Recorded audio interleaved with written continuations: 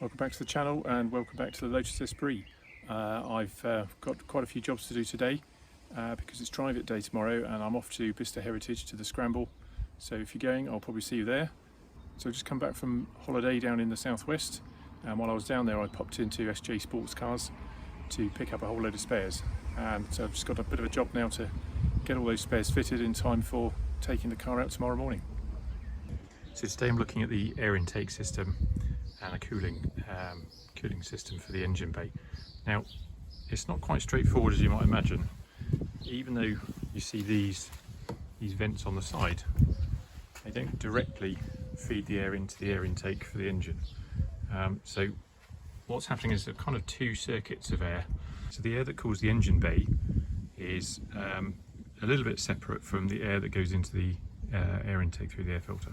So you've got through this pipe here that comes from this intake, that pipe there, that brings cool air into the engine bay. Now hot air is vented out of the engine bay through this one, up out here, and through this one, up out there. On this side, air coming in comes through here, so you get cool air coming in into the kind of into the luggage area, and that air sort of circulates here. Now to get air into the air intake, the air is sucked from a end of a hose there. It goes over the wheel arch into a silencer, an air silencer, sort of a cylindrical box that I'll show you in a moment, and then into the air intake. So it's a rather strange setup, but this good old manual explains it all, where the air is coming in and out. The vent there on the side of the body, that's just a dummy, that does nothing. So you got those different circulating systems, and here is the silencer. So in over the wheel arch, goes into there through the silencer, and then into the air intake through the air filter. So if you notice that the tubing and the hoses for the air intake to the engine are all out of the car at the moment, largely because this was the kind of what I had to deal with. That I've kind of dug out of from underneath the sort of underneath the bulkhead there. This one probably salvageable, so I'm going to use that from the silencer to the tube that goes over the wheel arch, and then I've got a kind of a new length of hose that's going to go onto the air intake, onto the air filter.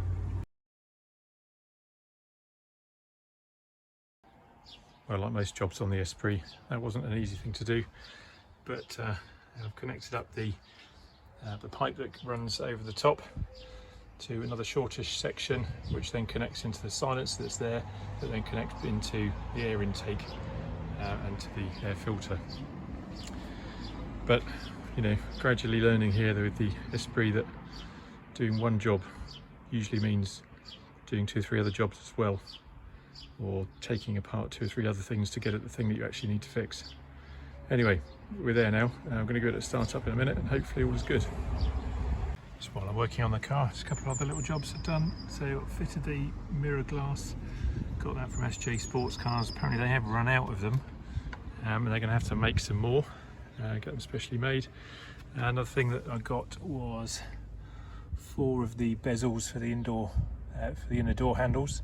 So there's 2 on that side and 2 on the other. Got those fitted, that looks much neater.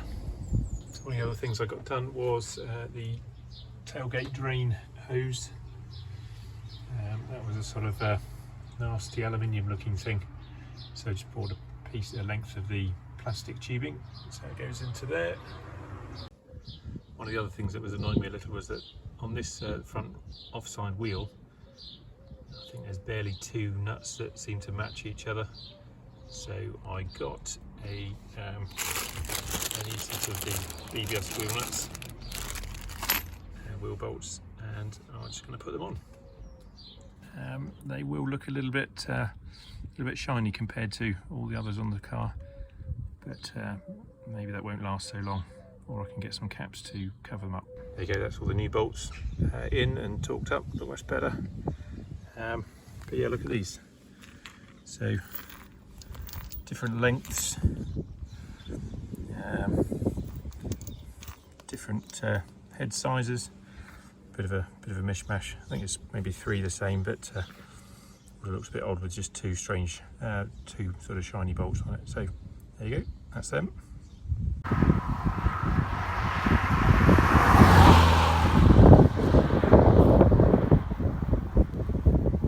Well, good morning. I've arrived at the Bicester Heritage Scramble in the Esprit. It made it, and thanks to the market auctions I've managed to get a spot parking it right outside the main gate. First one in as well. It's pretty early in the morning. It's still 7:45, so it's before the public are allowed in just yet. Everyone else is arriving, all the exhibitors and displayers are all arriving. But anyway, so I'm the first in, get the best parking spot. So I've had a bit of a look around the show already, and I think this is the only other Giugiaro Esprit that I could see. This particular one being, of course, a turbo Esprit, actually a later one, a high compression turbo. This is actually the car that I sat in to work out whether I could indeed fit into a Lotus Esprit. So I did a previous sort of event here.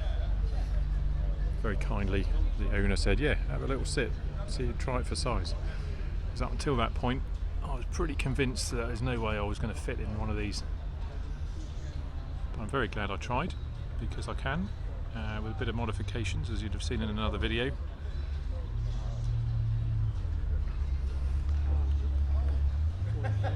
There's a couple of later Esprits out on the field, but I think this is the only other Giugiaro one I could find. So I take the opportunity to get the two cars together, the turbo and the normal aspirators. Very easy now to see the difference between the two. Look at the rear spoiler and the rear bumper. Front balance is different, and you've got this side skirt on the turbo with the intake, and of course you get the louvered tailgate. Yeah, great to get them both together. Thanks for watching. Don't forget to like the video, make a comment, ask a question. I respond to them all, and whilst you're about it, hit the subscribe button. Thanks a lot. See you next time. Bye.